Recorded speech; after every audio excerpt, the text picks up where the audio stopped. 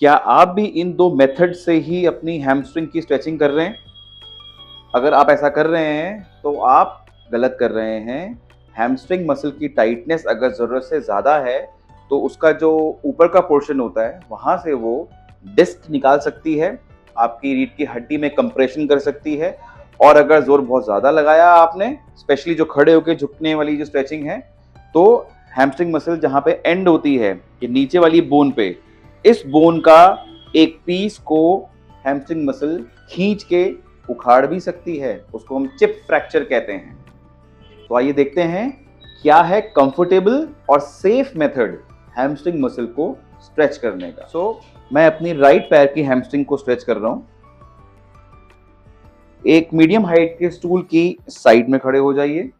जिस पैर की हैमस्ट्रिंग स्ट्रेच कर रहे हैं उस पैर को स्टूल के ऊपर रख लीजिए, इस तरह से। सिंपल। अब जो पैर आपने जमीन में रखा है उसकी नी को थोड़ा सा बेंड कर लीजिए। Now all you do is दोनों हाथों को ऐसे ज्वाइन करके जितना हो सकता है उतना आप जमीन की तरफ जाइए। ये जमीन की तरफ जाने से आपको हैमस्ट्रिंग की इस साइड में अच्छा खासा स्ट्रेच महसूस होगा।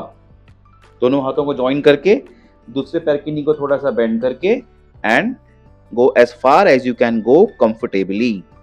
Now, ये मेथड सेफ क्यों है? ये मेथड सेफ इसलिए है क्योंकि मेरे इस पैर के भी नी बेंट है और मेरे इस पैर की भी नी बेंट है।